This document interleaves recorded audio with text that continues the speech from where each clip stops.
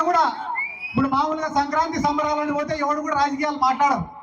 కానీ నిన్న ఈయన పవన్ కళ్యాణ్ అడిగిపోయినాడన్నా, నాకు రాజకీయాలు అంటే పెద్దగా ఇంట్రెస్ట్ లేదు,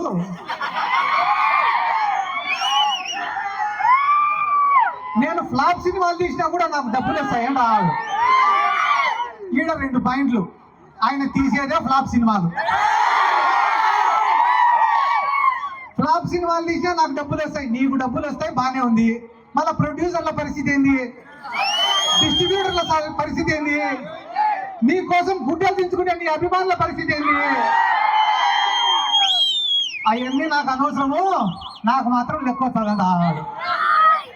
నిన్న ఎవడో చెప్పినాడంట, ఏందన్నా నెలకు 20 కోట్లకు 30 కోట్లకు కకృతి పడినావు నువ్వు, అదే నువ్వే ముఖ్యమంత్రి అయితే ఇంకా ఎక్కువ లెక్క వస్తుంది కదన్నా అని చెప్పినాడంట. ఒరే, మనం ముఖ్యమంత్రి అయినామంటే మళ్ళా దానిపైన ప్రత్యేకంగా శ్రద్ధ పెట్టాలరా. మనకు మెంటల్ గా ఫిజికల్ గా స్ట్రెస్. అదే చంద్రబాబు నాయుడు నమ్ముకున్నామనుకో, నెల నెల మన ఇంటికే పంపిస్తాడు కదా లెక్క.